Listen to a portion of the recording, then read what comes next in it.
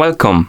In front of me I have Xiaomi Watch S1 Active and I'm gonna show you how to adjust the sound volume on this watch. First, we need to wake up the screen on our watch, and you can do it by pressing the home button. After you wake up the screen, press the home button again to open the menu. Now scroll through the menu, find the settings icon and tap on it to enter the settings.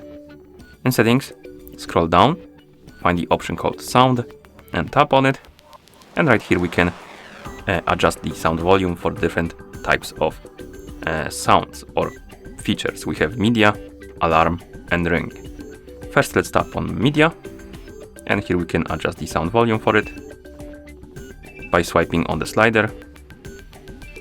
And once you're done, swipe right on the screen to go back. Now we can tap on alarm, and here we can adjust the volume for the alarm and timers.